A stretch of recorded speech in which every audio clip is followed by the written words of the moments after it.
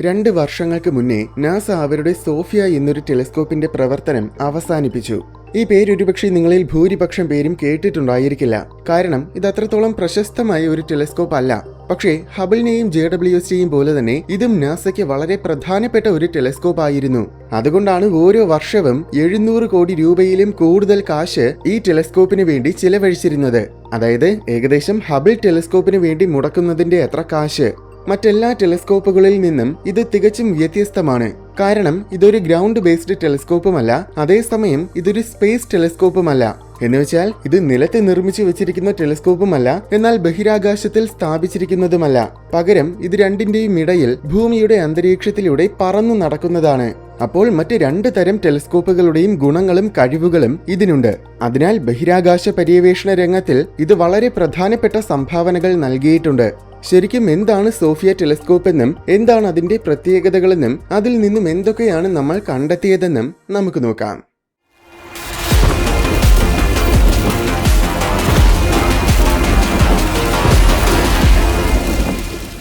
Stratospheric observatory for infrared astronomy, ഇതാണ് സോഫിയയുടെ പൂർണ്ണനാമം. Infrared കിരണങ്ങളുടെ അടിസ്ഥാനത്തിലാണ് ഇത് പ്രവർത്തിക്കുന്നതെന്ന കാര്യം പേര് കേട്ടപ്പോൾ തന്നെ നിങ്ങൾക്ക് മനസ്സിലായി കാണും.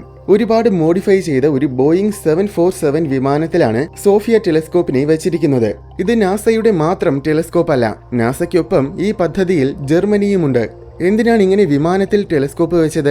എന്തായാലും ചിലവ് ചുരുക്കാൻ വേണ്ടിയിട്ടല്ല എന്നത് തീർച്ചയാണ്. കാരണം ഹബിൾ സ്പേസ് ടെലിസ്കോപ്പ് നിർമ്മിച്ച് വിക്ഷേപിക്കാൻ വേണ്ടി ചിലവാക്കിയതിന്റെ ഏകദേശം 75% കാശ് സോഫിയയ്ക്കും ചിലവാക്കേണ്ടി വന്നു. കൃത്യമായി പറഞ്ഞാൽ 4500 കോടി രൂപയിൽ കൂടുതൽ കാശ്.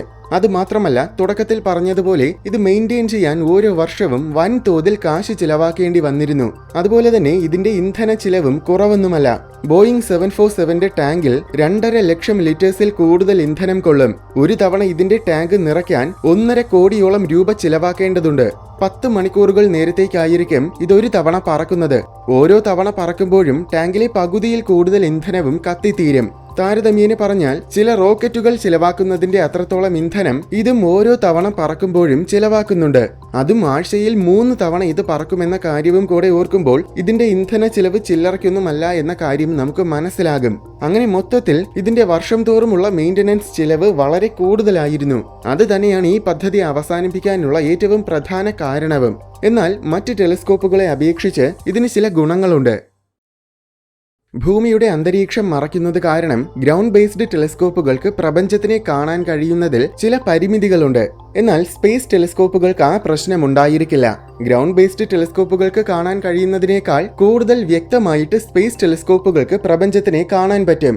ഏകദേശം 39,000 മുതൽ 45,000 അടി വരെ ഉയരത്തിലാണ് സോഫിയ പറന്നിരുന്നത്. ഏകദേശം ഇതേ ഉയരത്തിലാണ് സാധാരണ വിമാനങ്ങളും പറക്കുന്നത്. ഇത്രയും ഉയരത്തിൽ എത്തുമ്പോൾ തന്നെ ഗ്രൗണ്ട് ബേസ്ഡ് ടെലിസ്കോപ്പുകൾക്ക് കാണാൻ കഴിയുന്നതിന്റെ പല മടങ്ങ് ഇൻഫ്രാറെഡ് കിരണങ്ങളെ ഈ ടെലിസ്കോപ്പിന് കാണാൻ കഴിയും. അപ്പോൾ ഗ്രൗണ്ട് ബേസ്ഡ് ടെലിസ്കോപ്പുകളേക്കാൾ മികച്ച ചിത്രങ്ങൾ പകർത്താനും സോഫിയയ്ക്ക് പറ്റും. സ്പേസ് ടെലിസ്കോപ്പുകളാണെങ്കിൽ എക്കാലവും ബഹിരാകാശത്തിൽ തന്നെ ആയിരിക്കും. എന്തെങ്കിലും പ്രശ്നമുണ്ടെങ്കിലോ എന്തെങ്കിലും വ്യത്യാസങ്ങൾ വരുത്താനുണ്ടെങ്കിലോ അതൊന്നും സ്പേസ് ടെലിസ്കോപ്പുകളിൽ ചെയ്യാൻ പറ്റില്ല. എന്നാൽ സോഫിയ ആണെങ്കിൽ ഒരു തവണ പറന്നു കഴിയുമ്പോൾ വീണ്ടും തിരിച്ചു വരും. അതുകൊണ്ട് എപ്പോൾ വേണമെങ്കിലും ഈ ടെലിസ്കോപ്പിൽ എന്ത് മാറ്റങ്ങൾ വേണമെങ്കിലും വരുത്താം. ഏറ്റവും ആധുനികമായ ഉപകരണങ്ങൾ വെച്ച് ഇതിനെ എപ്പോഴും ഏറ്റവും മികച്ച ടെലിസ്കോപ്പ് ആയിട്ട് തന്നെ നിലനിർത്താനാകും. ഇതിൽ എന്തെങ്കിലും കുഴപ്പങ്ങൾ ഉണ്ടെങ്കിലും അത് പരിഹരിക്കാനും വളരെ എളുപ്പമായിരിക്കും. ഈ ഗുണങ്ങളെല്ലാം സോഫിയയുടെ 12 വർഷക്കാല നിരീക്ഷണത്തിൽ വളരെ പ്രധാനപ്പെട്ടതായിരുന്നു. പക്ഷെ ഇതിനെ വിമാനത്തിൽ വെക്കാനുള്ള പ്രധാന കാരണം യഥാർത്ഥത്തിൽ ഇതല്ല. ലോകത്തിലെ ആദ്യത്തെ ഫ്ലൈയിങ് ടെലിസ്കോപ്പ് ശരിക്കും സോഫിയയല്ല. ഇതുപോലെയുള്ള ഫ്ലൈയിങ് ടെലിസ്കോപ്പുകൾ പണ്ടും നിർമ്മിച്ചിട്ടുണ്ട്. 1957 സ്ട്രാറ്റോസ്കോപ്പ് 1 ഫ്ലൈയിങ് ടെലിസ്കോപ്പുകളുടെ ചരിത്രം തുടങ്ങുന്നത്. ഒരു ടെലിസ്കോപ്പിനെ ബലൂണിൽ വെച്ച ശേഷം ബലൂണിനെ മുകളിലേക്ക് പറത്തിവിട്ടതായിരുന്നു സ്ട്രാറ്റോസ്കോപ്പ് 1. ഉപരിതലത്തിൽ നിന്നും ഏകദേശം 25 കിലോമീറ്റേഴ്സ് ഉയരത്തിൽ ഈ ബലൂൺ പറന്നു പൊങ്ങി. സൂര്യന്റെ ചിത്രം പകർത്താൻ വേണ്ടിയായിരുന്നു ഇതിനെ അയച്ചത്. അങ്ങനെ സൂര്യന്റെ ഒരു സമഗ്രമായ ചിത്രം ഇതിന് പകർത്താൻ സാധിച്ചു. അതിനുശേഷം ഇത്തരം ടെലിസ്കോപ്പുകളെ പലതവണ അയച്ചിട്ടുണ്ട്. ശേഷം 1965 മെയ് 30 ആദ്യമായിട്ട് വിമാനത്തിൽ ടെലിസ്കോപ്പ് ഘടിപ്പിക്കുന്നത്. അന്ന് പൂർണ്ണ സൂര്യഗ്രഹണം നടക്കുന്ന ദിവസമായിരുന്നു. അതായത് സൂര്യനും ഭൂമിക്കും ഇടയിലൂടെ നമ്മുടെ ചന്ദ്രൻ കടന്നു പോകുന്ന പ്രതിഭാസം. പക്ഷേ ചന്ദ്രന്റെ നിഴൽ എല്ലായിടത്തും വന്ന് പതിക്കില്ല. അതുകൊണ്ട് എല്ലായിടത്തും ഉള്ളവർക്കും സൂര്യഗ്രഹണം കാണാനാകില്ല. അന്നത്തെ ഗ്രഹണത്തിൽ നിഴൽ പതിച്ചത് കൂടുതലും സമുദ്രത്തിലായിരുന്നു. കരയിൽ നിന്നാൽ ഭാഗികമായിട്ട് മാത്രമേ അത് കാണാൻ കഴിയൂ. അതുകൊണ്ട് പൂർണ്ണ സൂര്യഗ്രഹണത്തിനെ പൂർണ്ണമായും കാണാൻ വേണ്ടിയിട്ടാണ് ഒരു വിമാനത്തിൽ ടെലിസ്കോപ്പ് വെച്ച ശേഷം അതിലൂടെ സമുദ്രത്തിന് മീതെ പറന്നുകൊണ്ട് സൂര്യഗ്രഹണത്തിനെ നിരീക്ഷിക്കാൻ നാസ തീരുമാനിച്ചത്.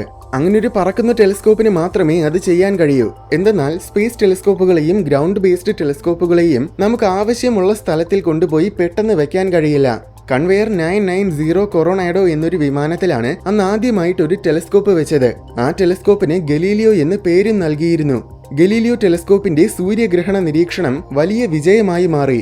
അതുകൊണ്ട് ഇതിനേക്കാൾ വലിയ ടെലിസ്കോപ്പിനെ വിമാനത്തിൽ വെക്കാൻ വീണ്ടും അവർ തീരുമാനിച്ചു. അങ്ങനെ 1974 കൈപ്പർ എയർബോൺ ഒബ്സർവേറ്ററി എന്ന പേരിൽ മറ്റൊരു വിമാനത്തിൽ പുതിയ ടെലിസ്കോപ്പ് നിർമ്മിച്ചു. ശേഷം അതിനേക്കാൾ മികച്ച ടെലിസ്കോപ്പായിട്ടാണ് പിൽക്കാലത്തിൽ സോഫിയയെ നിർമ്മിച്ചത്.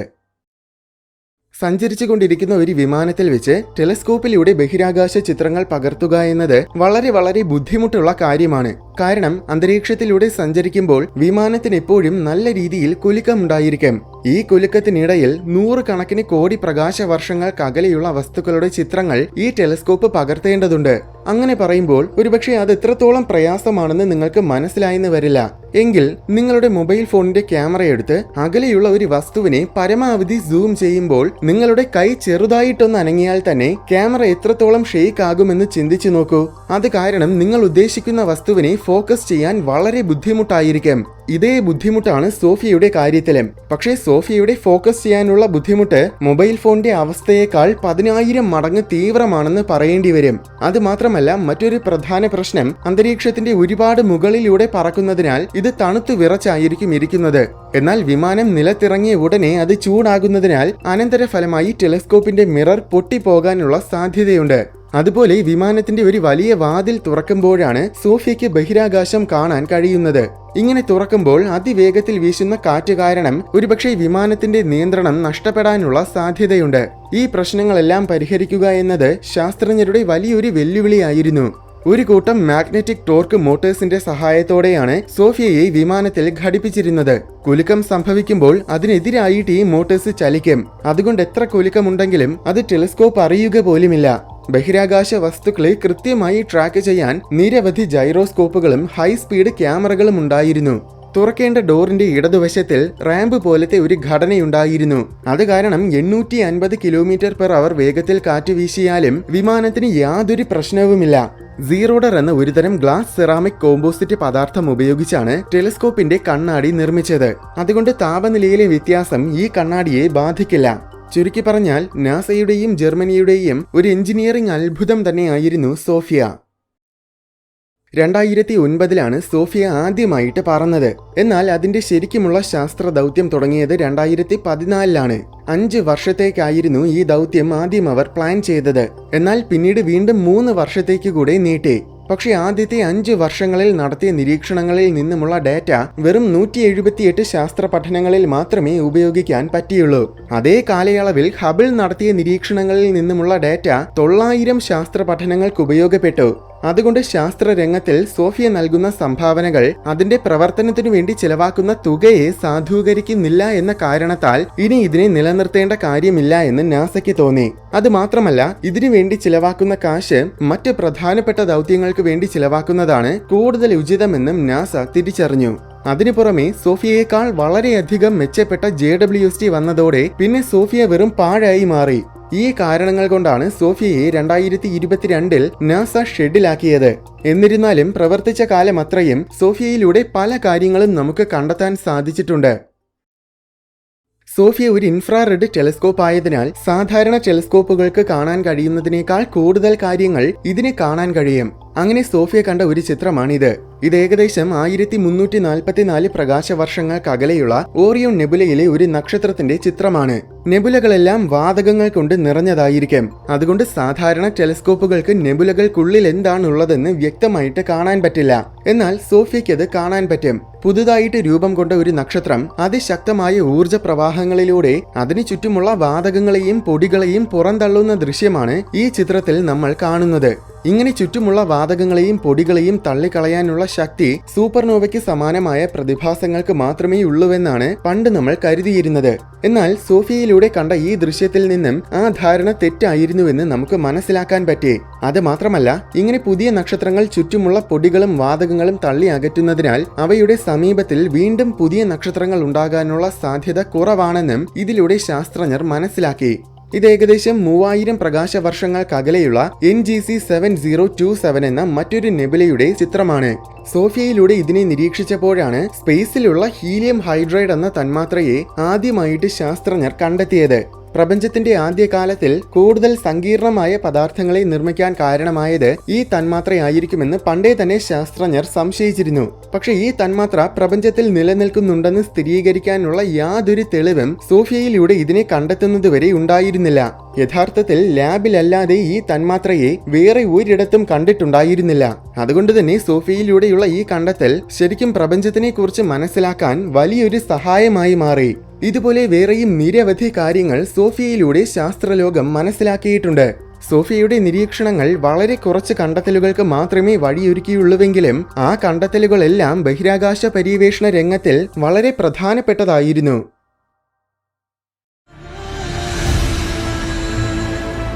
വീഡിയോ ഇഷ്ടമായെങ്കിൽ ലൈക്ക് ചെയ്യണമെന്നും ഇതുപോലെ കൗതുകവും വിജ്ഞാനവും നിറഞ്ഞ കൂടുതൽ വീഡിയോസ് കാണാനായിട്ട് ഈ ചാനൽ മറക്കാതെ സബ്സ്ക്രൈബ് ചെയ്യണമെന്നും ഓർമ്മിപ്പിക്കുന്നു.